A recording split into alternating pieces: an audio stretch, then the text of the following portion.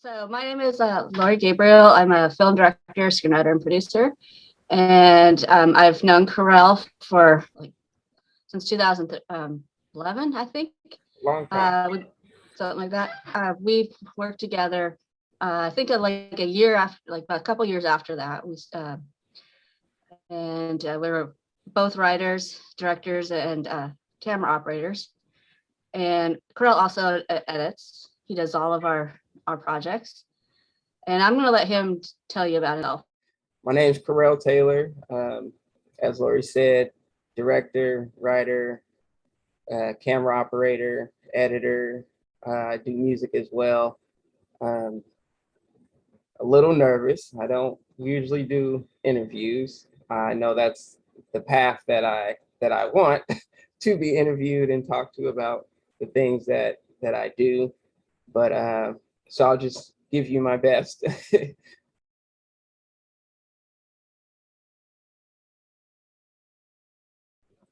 I I guess the start of the whole film thing for me was at the Art Institute of Portland, which I graduated from in 2012. Yeah, 2012. Um, I had just moved back from Michigan. I was living there for a little while with my family, just escaping Portland, just trying something different. And I had just moved back and I moved in with my parents because I didn't have a job or any money. So I stayed with them. And one of the stipulations from my father was that I had to either be working or going to school to stay there. So I decided to check out some schools, as I was searching for work as well. And I came across the Art Institute of Portland.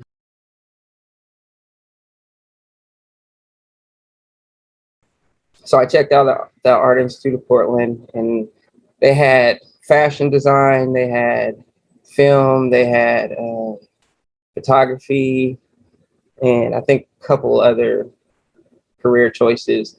But so I really wasn't 100% sure what I want. I knew I wasn't going to get into fashion design because it's not really my thing. And I was kind of interested in photography. I was like, oh, that'd be pretty cool. And so I took the tour of the school, and they took me into their studio. And I had been doing music, like I said, for decades. Probably since I was like 16, I was doing music. So when I took a tour of the school and they showed me the studio, it was excellent. Like, it was a really nice studio. And so the first thing I was thinking is like, oh, I can make music in here. I can go to the school and do music. But that wasn't one of the choices of school. I mean, music wasn't an option. The studio was more so for like sound design and things like that. So so when I was looking over the options, I was like, hey, well, film would be pretty cool. I enjoy music and I enjoy music and film, and I was like, I could blend the two. So I chose film. And when I started taking the courses, like I fell in love with it, and especially with editing. Like, I really got into editing.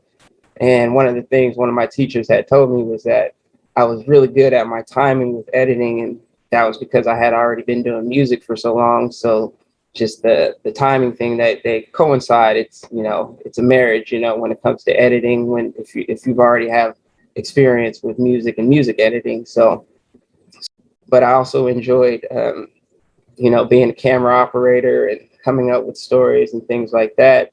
But they take you through everything. You take courses for everything, so you kind of get a taste of everything to figure out what you are most into. And again, like I said, I've always been into writing stories, so being a writer was interesting, but editing actually called me even more because it was more hands-on. And I feel like the process, you get I guess gratification a lot faster. You can write something for months on months on months on months, but you can edit something in a few weeks, and it's out there. And so it's like it's a little faster process with editing, getting something done, and being able to show it, with it being complete.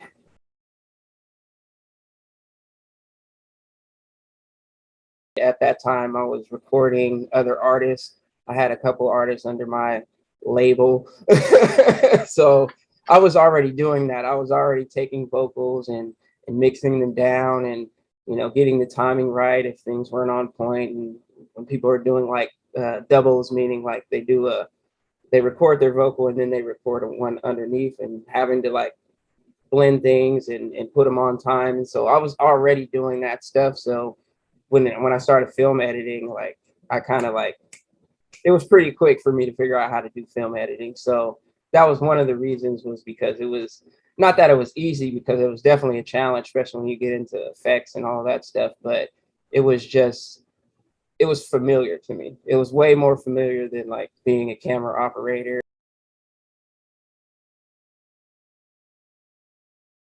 or even writing, because even though I already was a writer, I was a writer in more short form. You know, writing a script is way different. I've never written a song that long before. So like that was just a whole nother world. And I really had to learn a lot about writing a script, and still learning, you know, from Lori. Lori's excellent. But so editing is just something that I'm more like I guess used to, you know.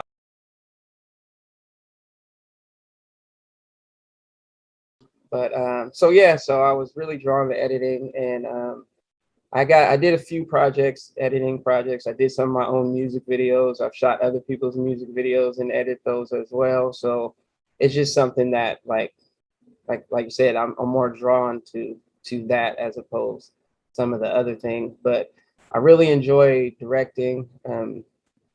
I think I think directing is something that I could get more into, but like working with Lori is definitely one of those things. Like I'd rather just her direct. She can handle that. You know, I can be an assistant director. I can move lights around. I can help guide people, things like that. Like I feel more comfortable in that role and letting Lori do the directing, you know, and just assisting her wherever she needs any help.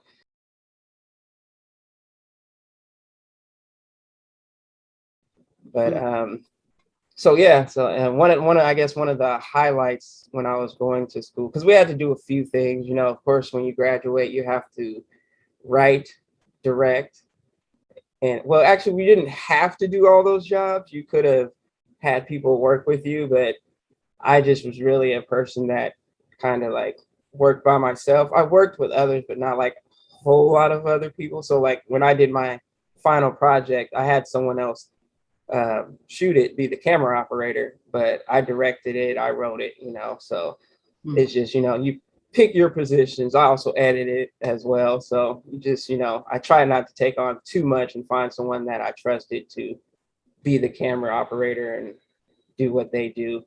But so yeah, my final project, that was a lot of fun, you know, wearing all those hats as independent artists usually wear many hats, you know, which you get used to.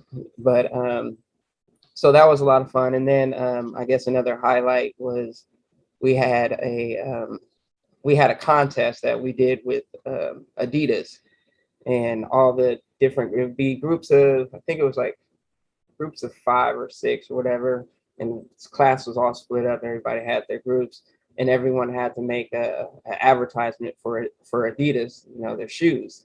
And they gave us all shoes to give the actors, and they let us film on their location at their headquarters. We chose to film on their basketball court at the headquarters, and yeah, we shot a great little advertisement, and we actually ended up winning first place. So that was a nice accomplishment, something to put on the film resume.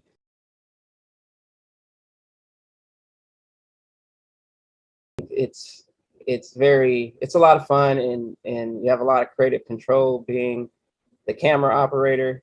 But I just, after doing so many like music videos for people where I'm the camera operator, I'm the director, I'm trying to come up with the concept, because a lot of times artists don't have a concept. Every now and then they do, and it's a piece of cake. It's wonderful when they bring you all the ideas, but when you have to do all that, it's just, it's a lot. I actually stopped doing music videos because of that, just because it was like I would need a team, which I could, you know, outsource, but it was just a lot. So I was just like, nah, I just, you know, hold back on that. But yeah, no, I really enjoy editing.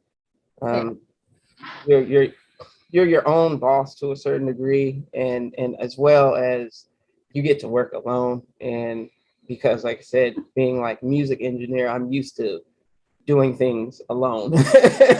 Like, no audience, no room full of people, just doing it myself. So in a lot of ways, editing is the same. You're on your own, you have your laptop, you have the footage, and you're just creating. So I really enjoy that aspect. And then of course, like, even with editing, you may do it alone, but you're sending it to someone, they're checking it out, they're giving feedback, then you're bringing it back, you're doing more editing, and that's actually a very fun process, because just like anything, a painter can work on a painting, but if they don't step away for a little bit and come back, it kind of gets diluted. Like, you're just looking at it and looking at it and looking at it, and you start to miss things just because you've been staring at it for so long. So it's good to take a step back, get some feedback, maybe wait a few days before you attack it again, and then look at it with fresh eyes.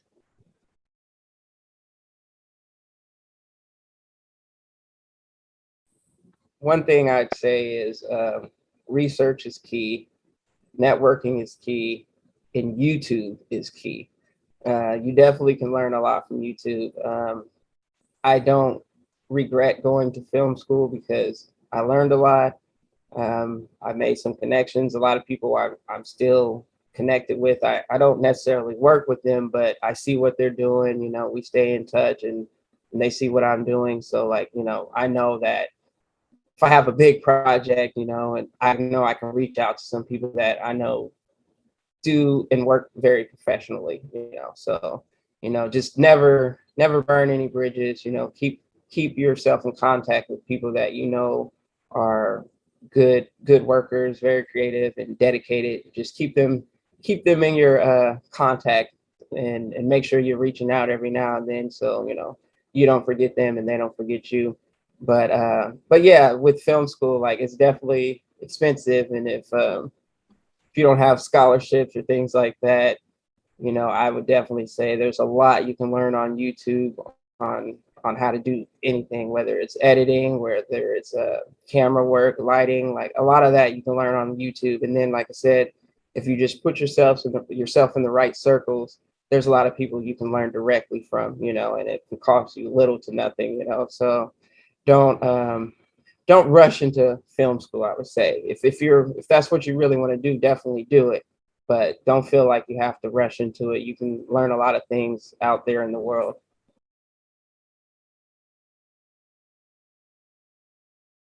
Community college is definitely a great outlet, and that I would say, like, if you really think school is what you want to do to get into this field, definitely get into community college before you go to any university or anything like that, because you can learn a whole lot from community college, and oftentimes you can learn just as much and just as valuable information, because it's not about the school, it's about the professor. If you have the right teacher that has experience, and they're dedicated, it doesn't matter if they work at a community college or a university, you're going to get that same great information. So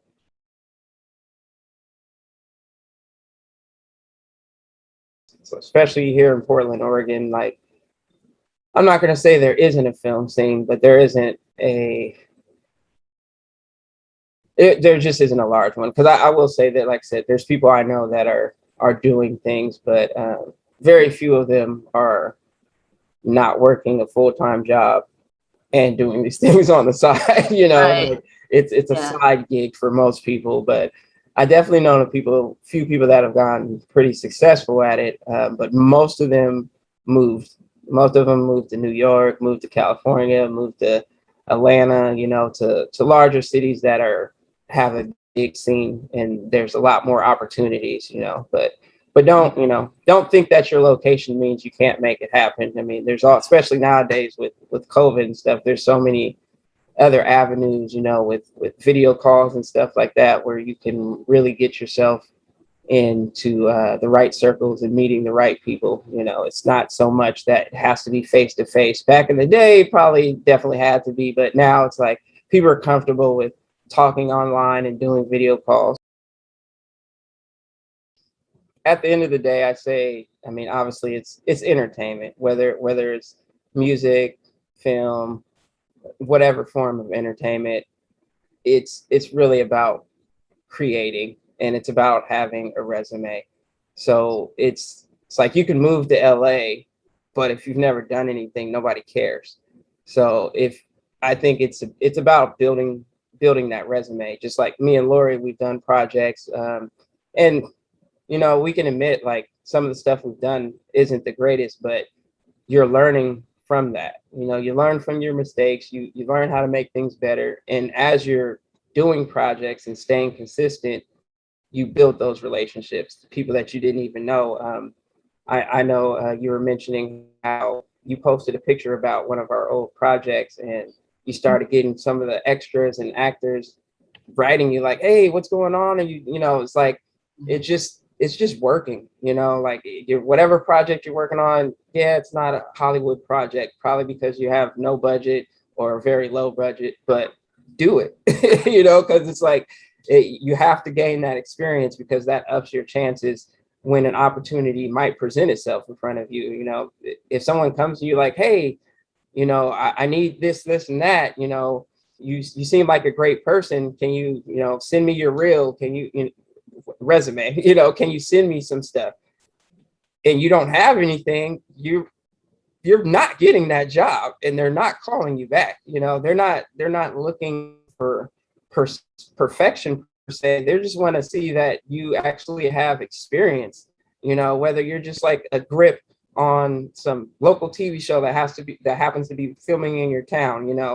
Get on it. They might not pay you much or nothing, and they're giving you pizza and it's long hours. It's not something you can always do, but if you can attach yourself to projects and things like that, it's going to help, because then they're going to see that you're actively trying to do whatever it is, instead of just sitting on the sideline waiting for someone to like, hey you, because that doesn't really happen. That's true. So I would say stay busy, keep working on things. If you're a writer, keep writing scripts. It doesn't matter if you have 10 scripts and none of them have been bought yet.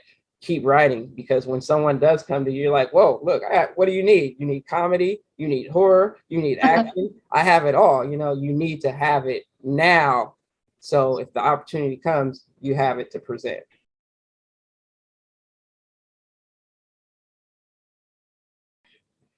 It all depends on, I'd say at the end of the day, working for free is never something you want to do often, but base it off of what you can gain.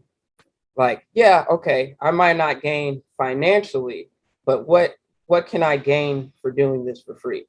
If it balances out where the gain is more than the fact that you're not getting paid, then do it. Oh, it's a well-known director and he wants me to work these long hours and I'm getting like $20. He's well known. Do it. Like that's how you have to look at it. If it's some stranger that just like, oh, I would love to do this, they've never done anything, they're like, my project, the script sucks, the camera person sucks, and no, avoid it. Just say no, thank you. Maybe some other time. So I think it just depends on if you can gain anything from it.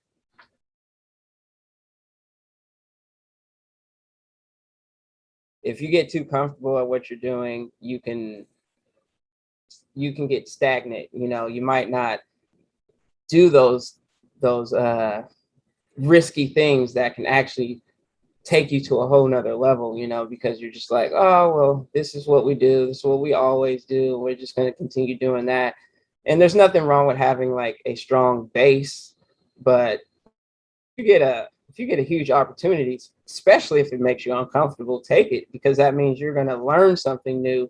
That means you're going to be challenged, and that it should make you a better person and better creative. So yeah, definitely take because you can always go back and still work with the same people and the same projects, but no, take that big break. But I mean, I would also say, like, if if a producer or director scouted somebody with no experience, that's of their own fault. Right. Like, That's that's true. not my fault. If you picked me and I've never done a feature film, that's not my fault.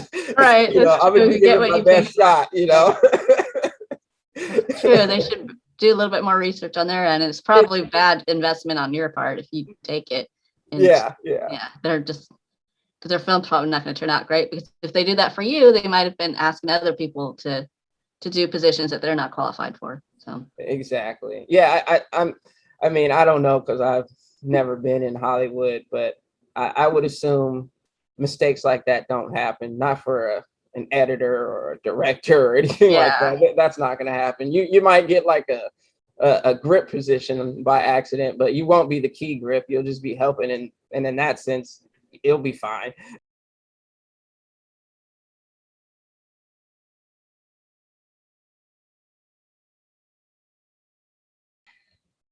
Well, first of all, I guess I'll address the actors that we worked with.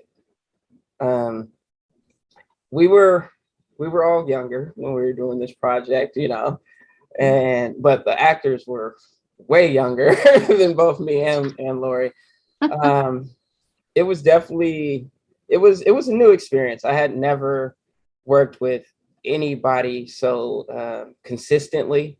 You know, it was over what 3 years, maybe 3 or 4 years that we worked with these actors off and on, but the same oh, people for 3 to 4 years, you know, yeah, for what I think 4 episodes that we did because, you know, we didn't have a budget.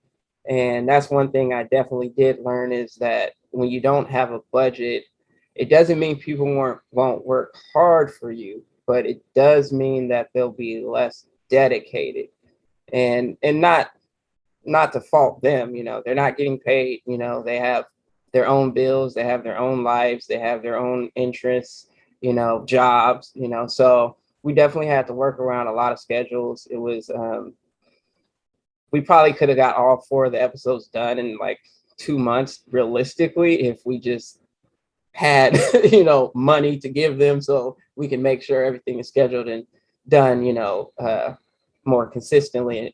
But I definitely learned, like I said, that having a budget makes a difference. I worked with a couple other people on some other projects where they did pay the actors, and you definitely see a difference in how everything goes, you know, performance and dedication and all that. So yeah, I definitely learned that paying actors is, even if it's a little, you know, even if you're giving them $25 a day and feeding them, you know, we definitely always fed our actors. We always made sure that we had food for them. They never had to buy any food. So that was something that we knew we had to at least do that. We couldn't pay them. We're going to feed them, you know, because you feed somebody, they'll work for you, you know. So I will say that if you don't have a budget, feed your actors, give them food, make sure you know their dietary things, you know, so you're not bringing something that only half of them can eat. So definitely, you know, do your little research and make sure that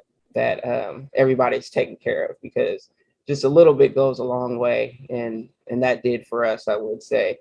Um, like I said, though, working with younger actors and not having money for them, it was definitely a challenge.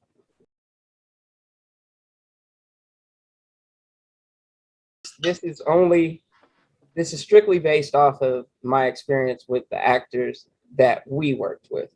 So I don't want to generalize and say, oh, this is how it is working with all young actors, because obviously it's not. We see plenty of young actors in Hollywood that do a great job, you know. So it's not an age thing per se, or at least not totally.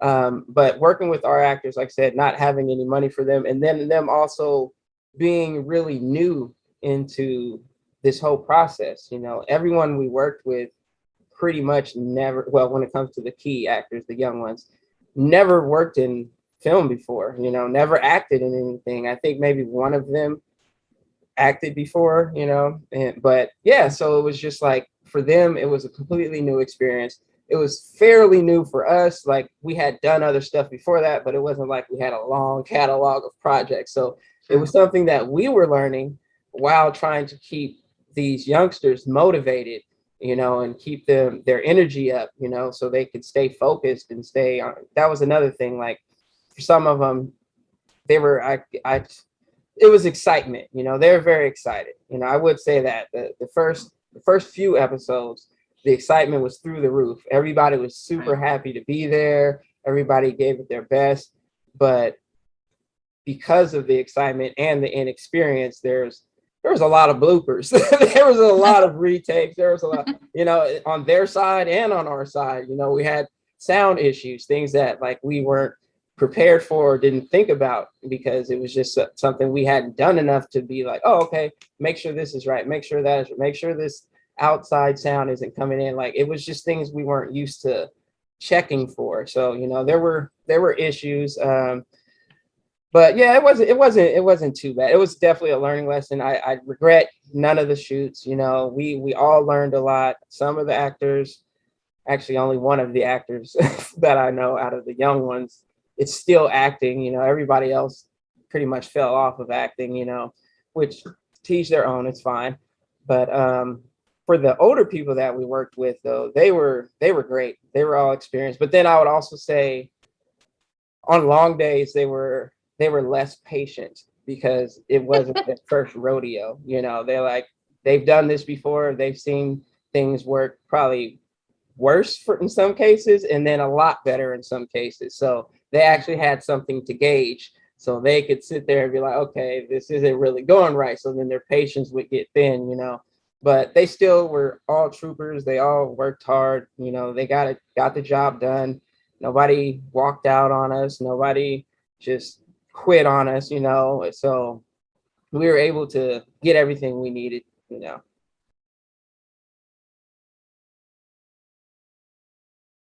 End of the day, even though it's fun, well, can be fun, sometimes it's frustrating, but even though it's fun, it's still a job. I mean, if that's what you're relying on to pay your bills and you don't have anything else, it's still a job. So just like you go to any job, you're showing up and you're ready to work because you get paid.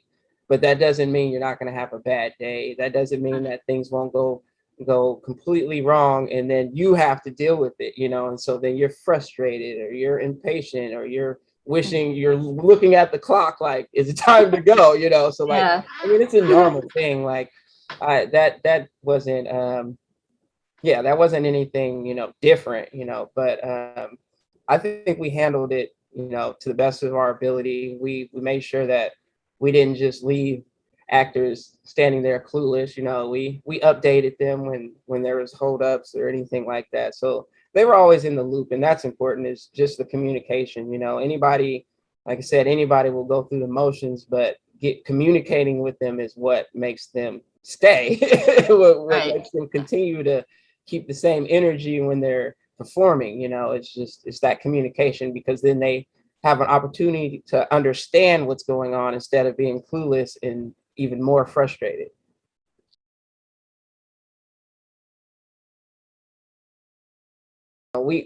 We wrote the scripts, obviously, but if it's the actor's job to make that character come to life.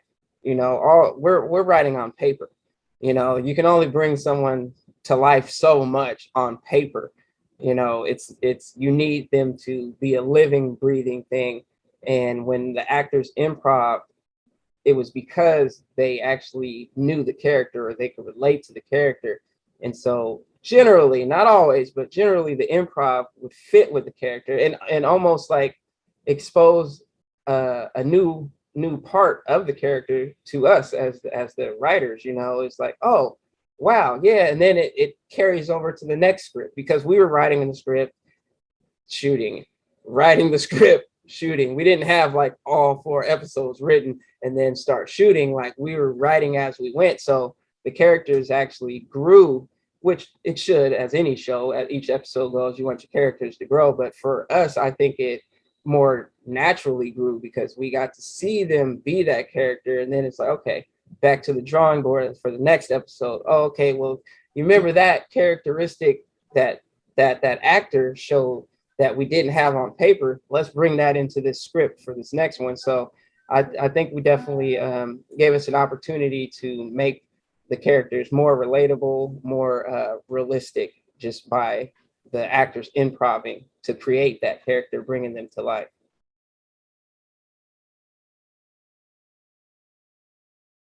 We did auditions, which for me that was the first time ever doing that before. I've actually never done an audition since then because we haven't shot anything, and I haven't shot anything that I was in the position to need to do that. But yeah, that was actually a pretty weird and fun experience just doing that, having people come in trying to prove themselves to you that they're good enough to be in your film. And so that was just, the whole experience was weird. But yeah, John Branch, he, oh man, he was the gay Nazi. And so basically what we did is we had all the actors come in individually, and they would say their name, just the basic bio stuff. They would say that, and then they would go into something that they had either pre-written or something they had done before, and they would have to do that. And then I think we had them do a couple lines from the script as well. But Yeah, so just stop you real quick. Yeah. So just for the audience to know, like when you do an audition, you want to have the person who's auditioning read lines from the actual script that you're going to produce, and you also want to have them come in and do a monologue based on whatever style of whatever genre you're going to be producing. So comedy, drama.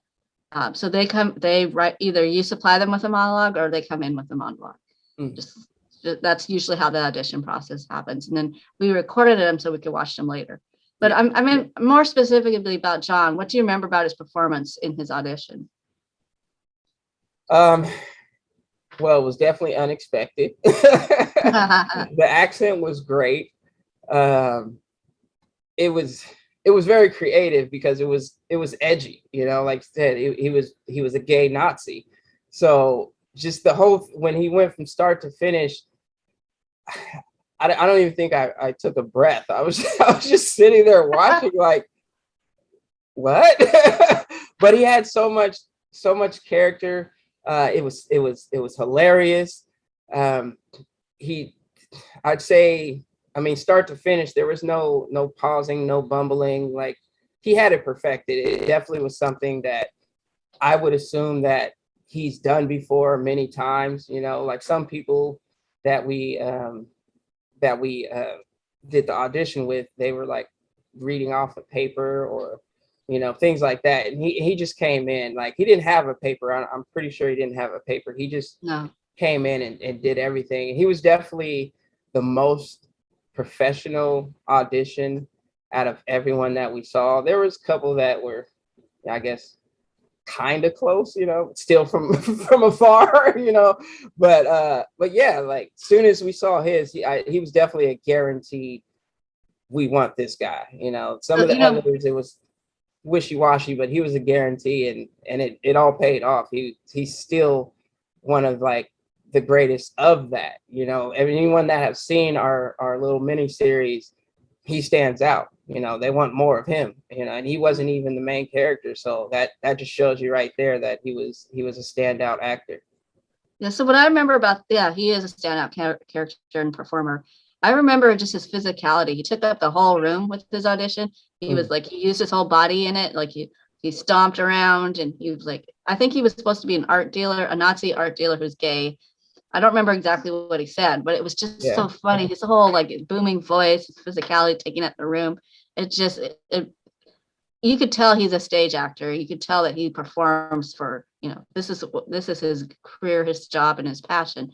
And to see it come to life in audition, we both knew that this would translate really well to the web series and his character. His character is kind of like very oddball and very humorous without trying to be humorous.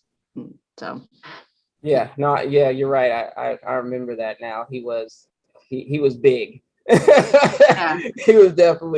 big. Like you said, he took the whole room, and you were definitely like there. It doesn't matter what was going on. There could have been a runaway train next to us, and we wouldn't even have glanced at it because he definitely took the full attention.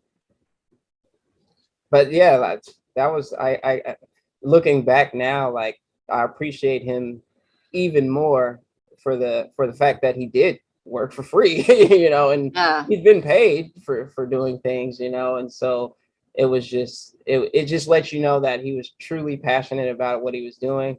And he also, he gave us a chance. We were unknown. Yeah. We didn't have like a bunch of stuff say, hey, check this out, this is our catalog. We didn't have anything like that. So he really gave us a shot, and he loved every day on the set. He loved being a part of it. He even did the little the little branch off project that we did. Oh, yeah. Like he Mhm. he was always willing and ready to work with us. So he's a great person.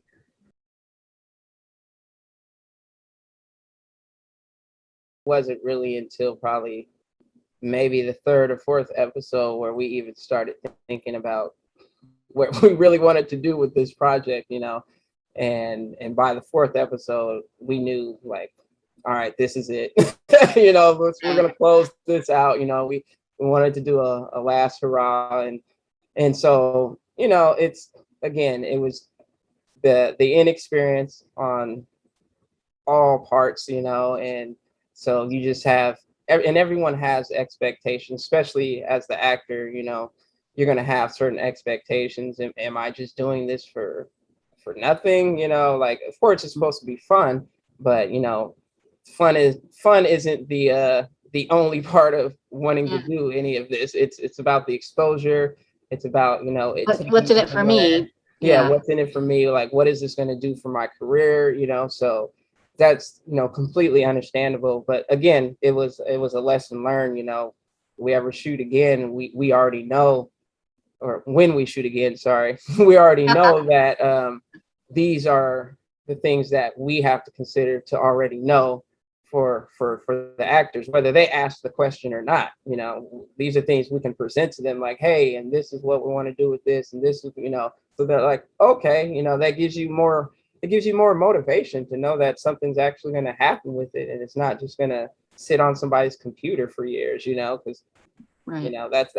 that's for high school. And Like, and we I do a think, little high school film project. You show your mom and dad, cool. But like, that's not what we're here for. And so that's how we've learned, from working with them. And it's actually probably a good thing that we worked with such, and not in a bad way saying this, but such amateur actors. You know what I'm saying? Because it if we were working with a lot of professional actors, which would have been really cool, but it would have looked even worse on us because they would have been way more experienced and had way higher expectations, and we wouldn't have been able to fulfill those.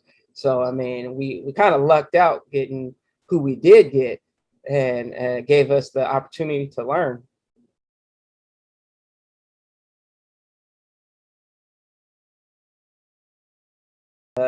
Rite Aid, a job that horrible job that we were both working on or working at, and will never work out again. But no, it was cool. Like, I was going to the Art Institute while working at Rite Aid. It was a cool little part-time gig so I could focus on school. And I don't, honestly, I don't remember the like first conversation, but I know that you knew I was going to film school. I knew that you had just finished film school because came from Seattle. So I was like, oh, you do film? And you're like, you do film? And we started talking about film. And later, much later, we decided to work together. Definitely wasn't instantly, but we decided to work together, and we came up with the try to find it project. But you can give probably better details. yeah, I just remember, so we were both employees at Rite Aid, which we were cashiers and clerks. And I had moved to Beaverton in 2010, I think. I'm from Seattle, and then I transferred over to Portland, like 2011. So Kerl and I knew each other for a few years before we started working together. And how we ended up working together is more like we were talking about film and like how like we both liked film and I liked writing and he liked to write too. And where I was thinking, well, this is I like to at that point in time, I'd had a lot of writing partners and it just never worked out. So I didn't really think anything of it that he liked to write. I just was like, well, we could try and see if we're good at it, if we're a good team and if we work well together and we come up with something that we both like. So we met at this coffee shop called Pete's Coffee Shop, I think. Oh yeah. And we just like, we wanted to write a comedy because that's fun. Right. And not knowing really I knew already I could write comedy because I'd written a comedy script for someone else. But I didn't know if Kerel did, but we both wanted to see, to explore to see if it's something that would be work. And it did. I enjoyed working with him. We spent a lot of time on that first episode. And eventually, even though we didn't have a lot of experience, I mean, I had a lot of experience being on film set beforehand as a volunteer PA and that type of thing, and helping out with the boom and boom mic. So, but it's different when it's your own project. I mean, in film school, we did a lot of like working as groups on in production, I guess is the word for it, but a lot of little short movies and different crew positions, but it's not the same as in the real world. Yeah. There's not a safety net. So when we started writing, we're like, well, we wanted to actually see it on the screen, and we wanted to see this, like see what we've produced, what we've created as writers be produced. So that's what I remember is like we just started working together, and it just kind of like flowed into like, well, let's go make it happen.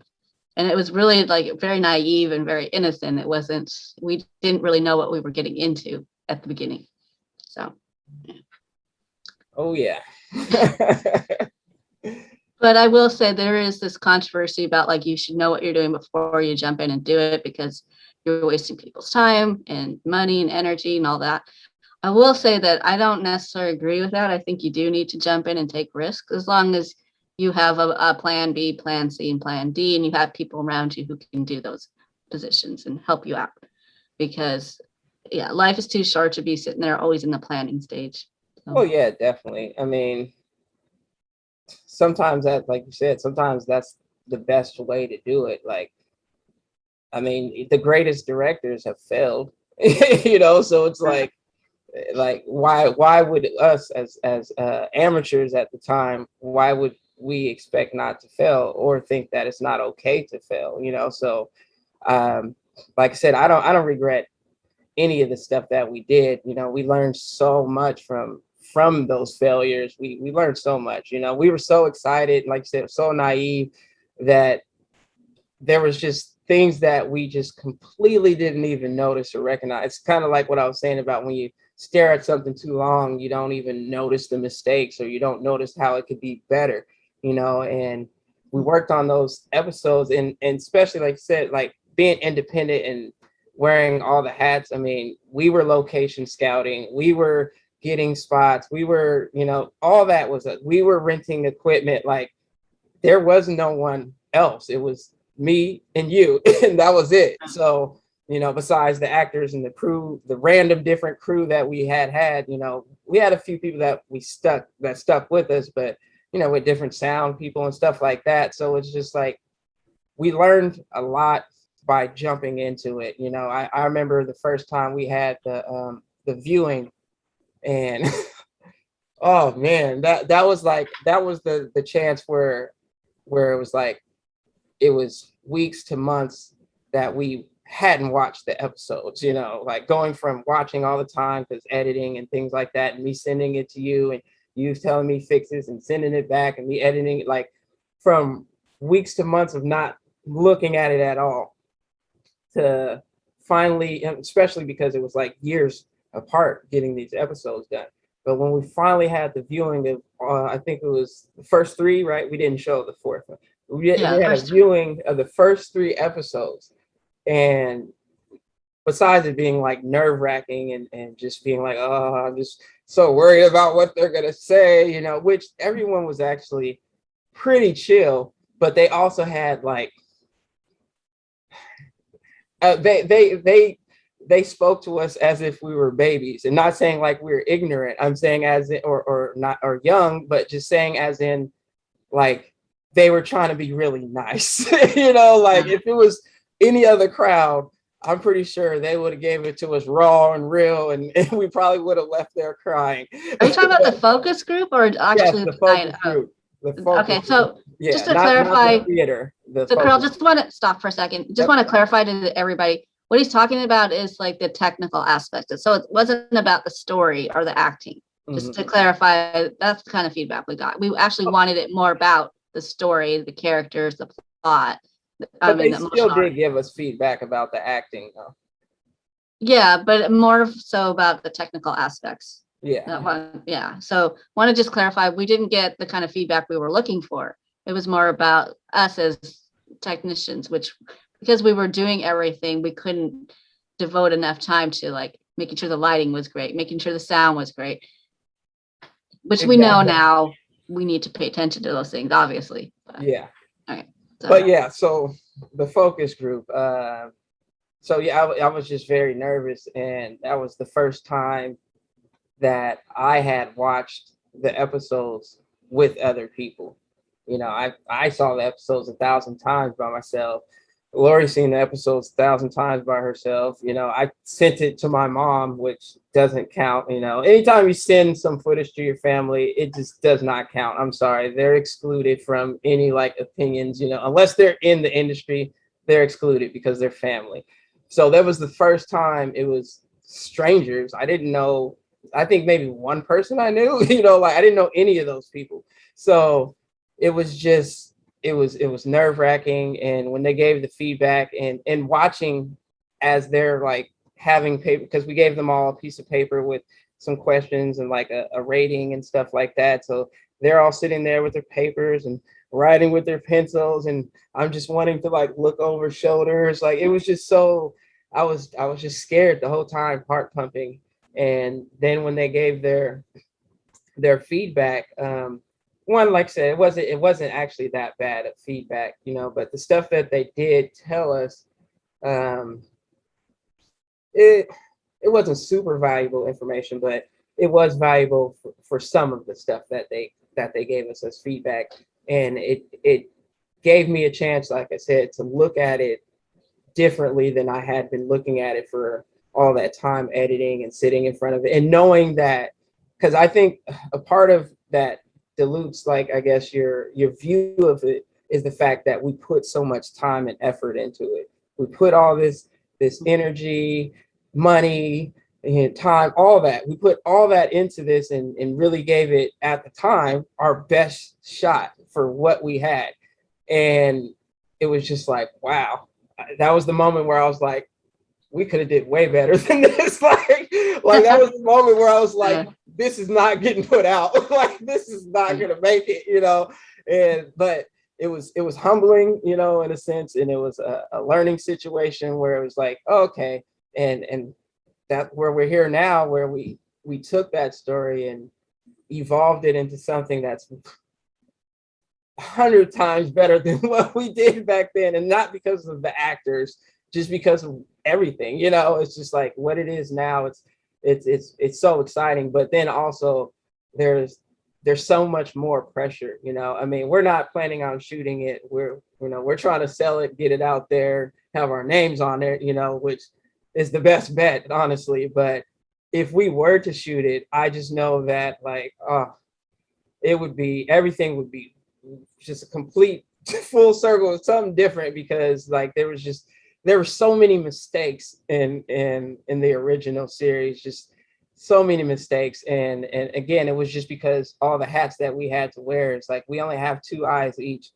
We just couldn't see everything. We couldn't hear everything. We couldn't, notice everything. So it was just like, after finally sitting there watching it, it was an eye opener.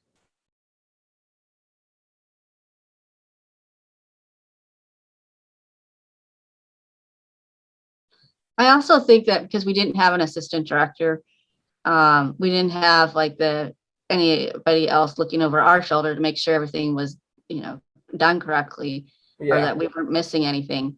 that it made it much more challenging and much more pressure. Because I know as a director, I was handling 1,000 questions from actors and crew, and also trying to rehearse with people, and also trying to like make sure that everybody was busy. So it wasn't just like, obviously you want the best performance out of your actors, and you want to make sure that everything, the continuity is fine. We're not like a prop is in the where it's supposed to be. If it's a drink, it's filled where it's supposed to be, all those little details. Yeah. But it was not like an ideal situation for either of us. And on top of that, I was also in charge of getting props for people. So, Yeah. and, stopping things because, oh, so and so needs this, so and so needs that.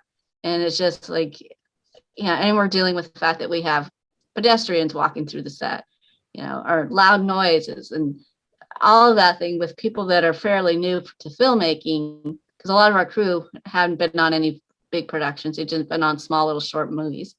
So they weren't like, used to, they were in the same boat as we were. Yeah. I feel like all of that contributed to us like doing the best we could with what we knew. But I also feel like even though there was a lot of mistakes and we learned from it, but the thing is that at that moment in time, we did the best we could, and so did everybody else. So I just want to acknowledge that, like, it's not like, oh, we just screwed up completely. It was horrible. I just want to make sure everybody understands that we're not coming from that place. We're coming from like, we are so grateful that we got to learn all this stuff, and it's led us to where we are right now. Yeah, definitely. I mean, it's just like I said, it's just knowledge of knowing what's necessary to pull it off. I mean, the first 2 episodes, we didn't have a viewfinder. You know what I'm saying? So it's like just little things that we know now. Like if we were to shoot, whether it's this or some other thing, if we ever shot a short again, we know there's certain things that we just have to have. Or we're not shooting. You know what I'm saying? It's Right. So it was a great learning lesson. I know it made both of us better in every aspect of that, as well as just like how you've been writing and more and being in groups. Like you're a better writer than you were when we wrote that. You know what I'm saying? Yeah. Like you have to keep doing it to get better. You don't just get better. So you have to hit the wall and stumble You and got it. fall, and Yeah, it's just part of the game. that's true. So looking back at all the experiences that we've had together, what if you could like go back in time, what would you change and how would you change it? um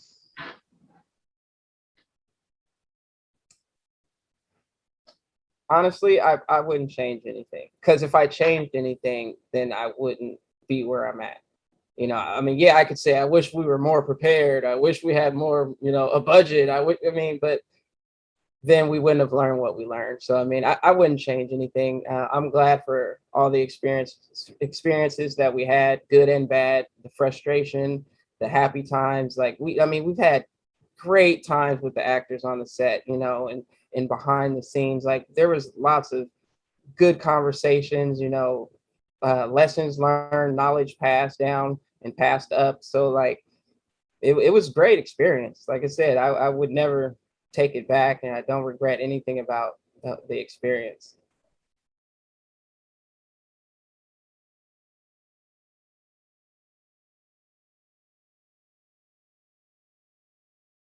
I mean, I've been off and on working on my own scripts, but those have been a challenge because I'm not Lori yet, you know. Sure.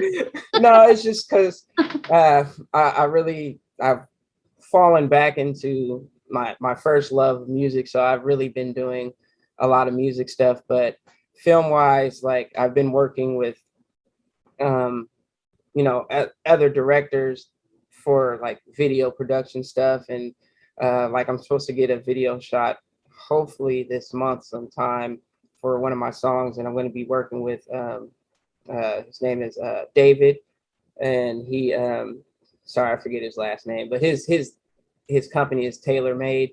But yeah, he's a director, editor, and he's great to work with. He's really good at what he does. I also have worked with with Bobby on a few projects. I shot one of his projects before, something that he had wrote, and then he reshot it, and I was a part of the Can you, reshoot as well. so the audience knows who these people are. What does Bobby do?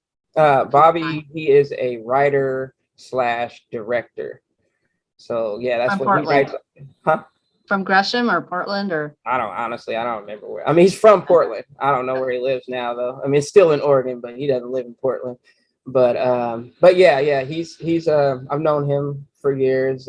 He just got into film, I don't know, maybe 5 or 8 years ago, something like that. Because I know he wasn't doing film when I was in film school. It was years after I got out or around when I finished film school when he started getting into film. But yeah, he does a lot of writing. He's did a feature, his first feature, I think a year or two ago. It was what was it called? It was around the time when Black Panther came out because it was called Jaguar. That's what it was called. And he finished that. I think it was like maybe 45, 50 minutes or something like that. So it was a longer one. And I helped him on that with some of the shoots. I also helped him on some of his other short films. I haven't worked with him for a while, just because been doing other stuff. But yeah, he stays pretty busy and he works a lot. David works a lot with him. He's usually his camera guy and his editor. So every now and then I check on them and see what they're up to. But but yeah, like I said, mainly I've been working and doing music and writing, writing.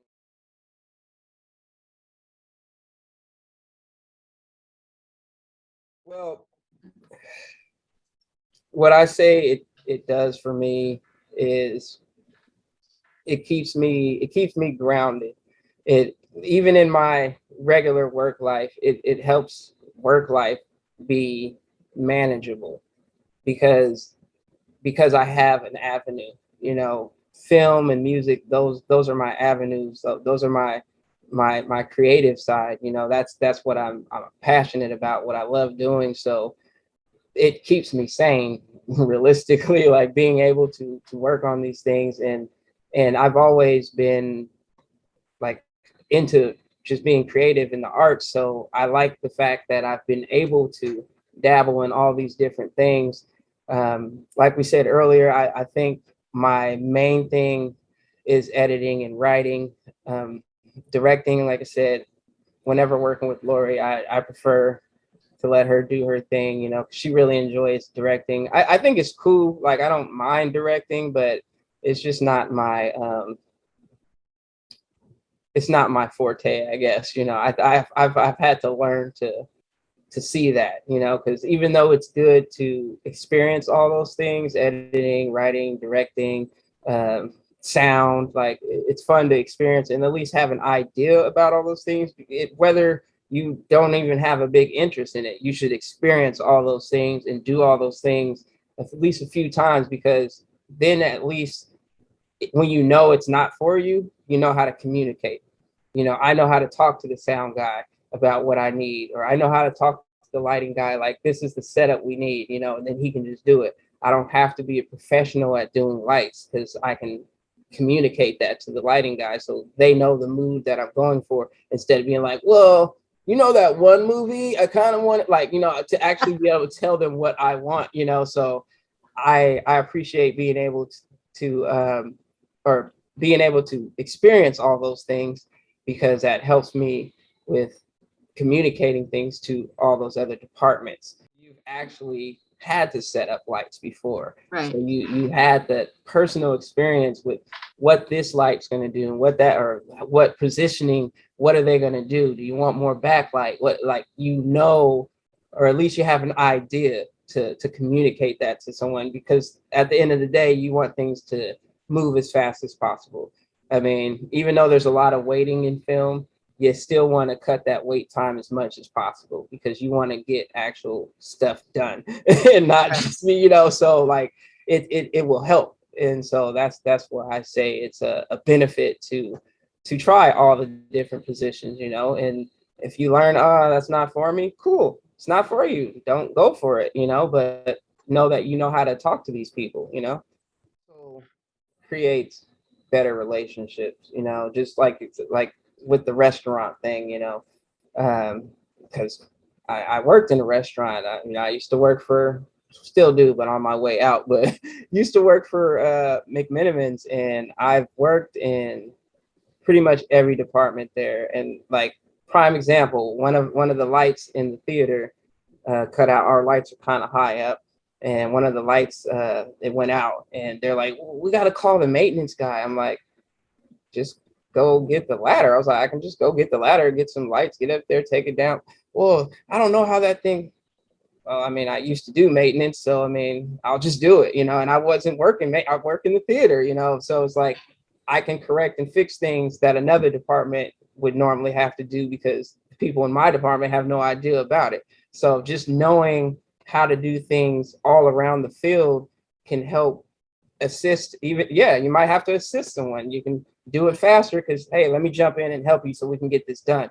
Because I actually know how to do this, instead of like, oh, I need you to move faster and I'm just going to stand here waiting. Like I can jump in and help you out, or just like I said with like the kitchen, oh, something, it was made wrong. Can you make it on the fly? Oh yeah, man, we've had plenty of conversations. We've had a drink after work. Yeah, you're my guy. Cool. I'm gonna make it on the fly. As if you're somebody that you don't have a rapport with the person. You're like, oh, I need it on the fly. Well, we'll get to it.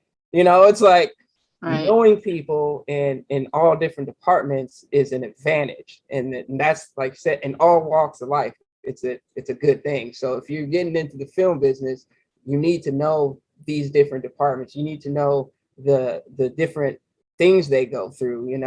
That might not be written on their faces, but if you know because you've done it before, these are normal things that they go through, and you can actually talk to them about that or help them with things. And so things get done faster, and they're going to want to work harder for you and do their best and jump to it because like, oh yeah, yeah, that's him. Yep. Got it. Yeah.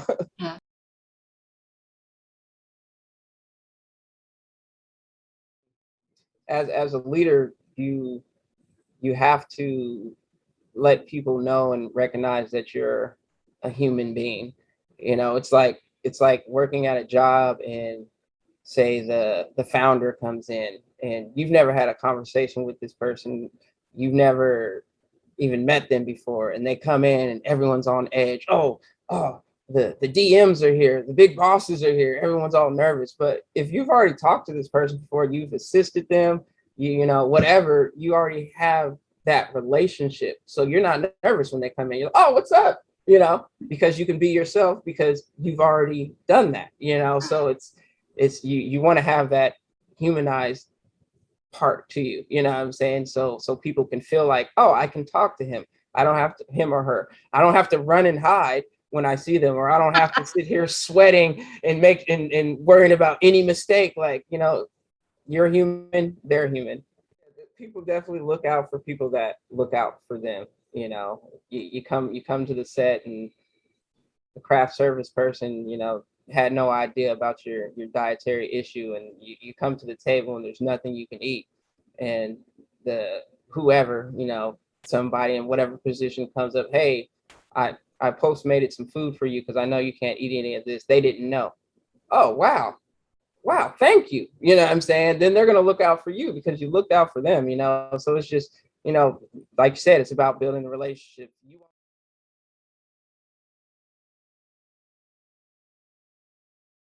should do some marketing on your own always, especially independent. You should.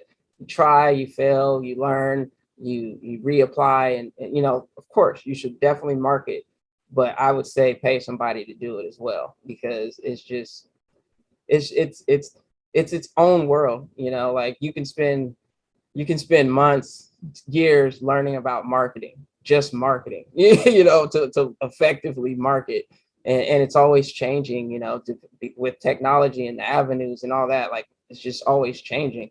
So, yeah, I would say pay somebody that you trust to do the marketing for you.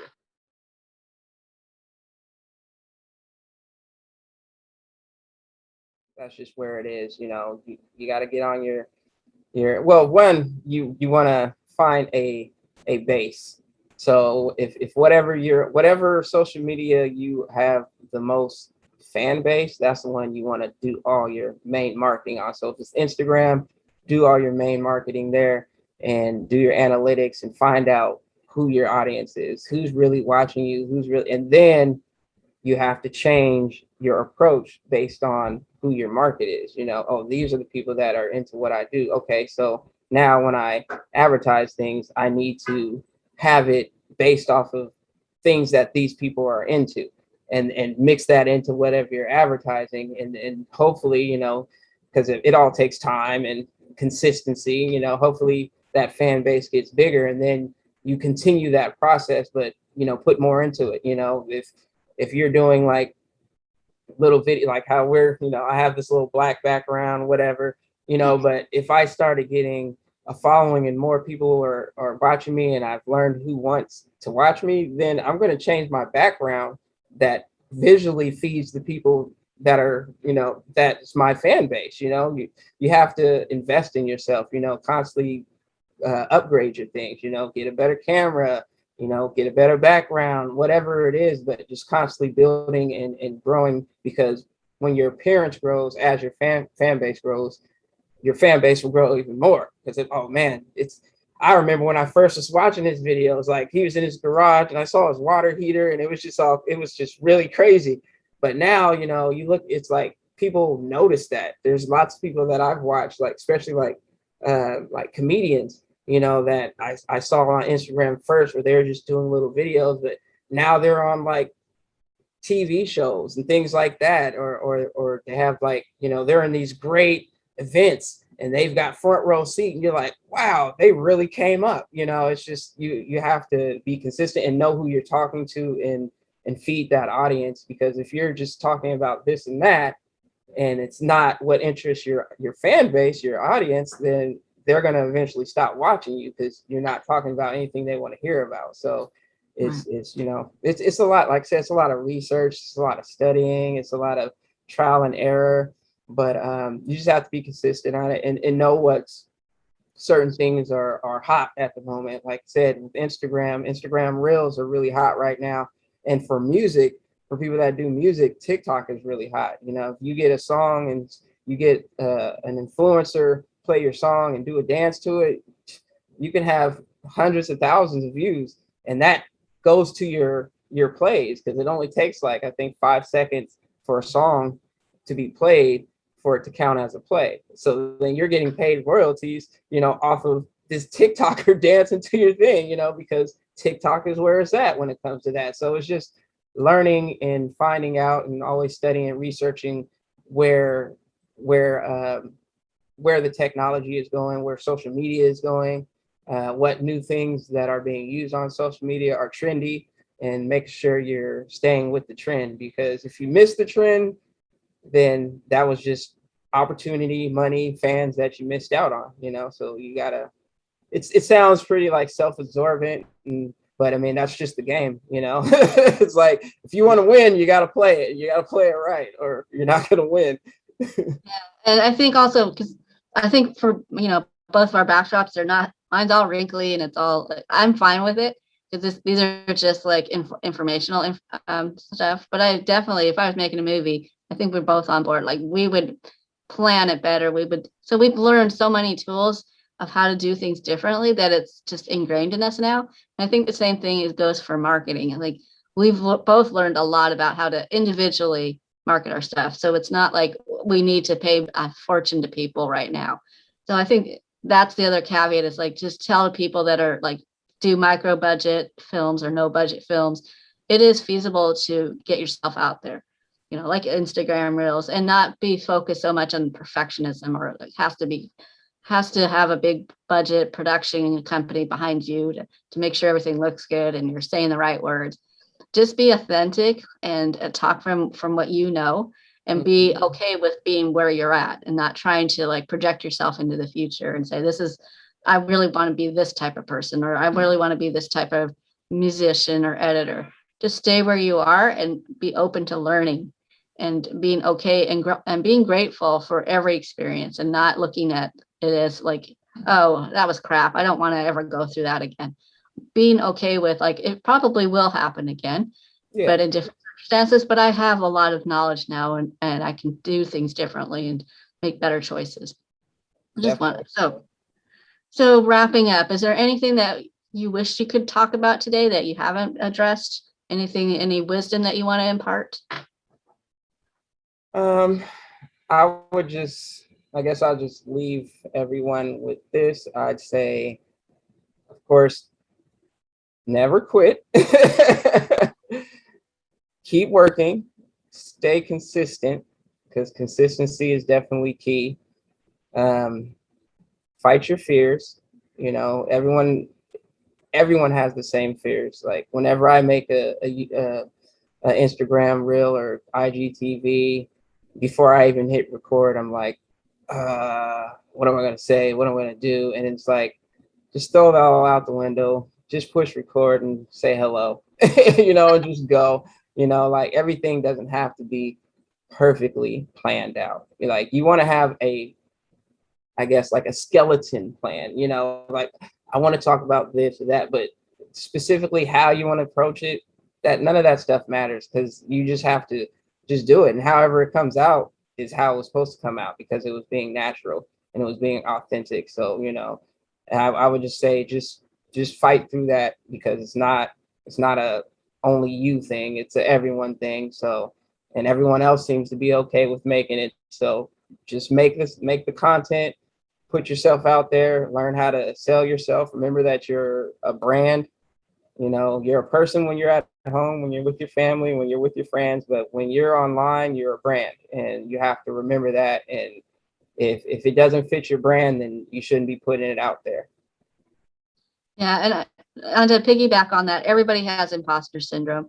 There's no such thing as somebody who's made it to like the top tier of knowledge and experience and is perfect at everything, does and makes the best decisions. There's no such thing as a perfect person, a perfect professional person.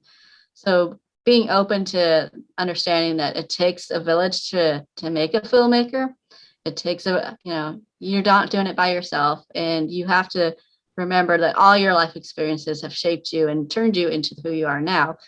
And you've learned a lot because you've been open to taking risks and jumping in there and doing things, even though you've been scared and afraid and not knowing what you're doing. You have people hopefully that you can turn to, ask questions, and so you get that knowledge, and then you're more willing to make mistakes because you have people that there's a safety net, and also because you have enough confidence in yourself that, and because you've gone through all these trials and tribulations, that you're at a point where you can um, make things happen because of your skill set and because of everybody else's skill set.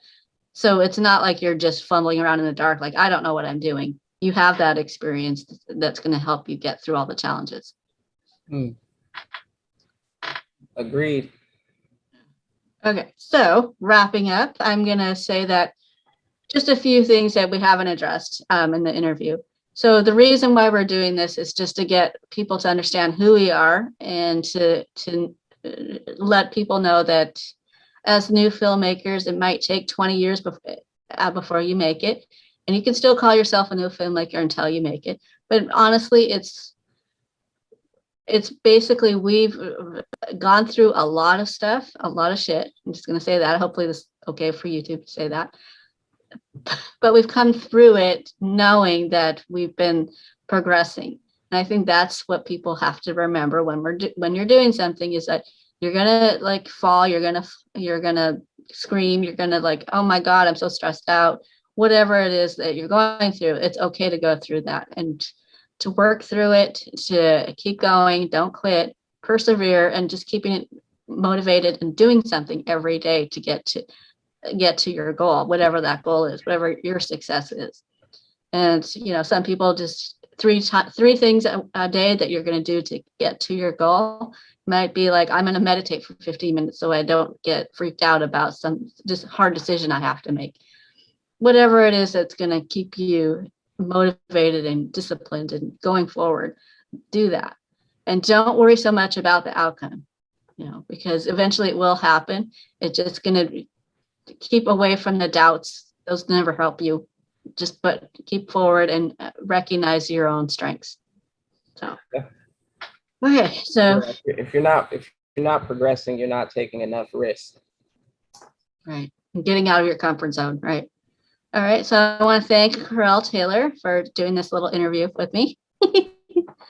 We're open to comments. We're open to people connecting with us.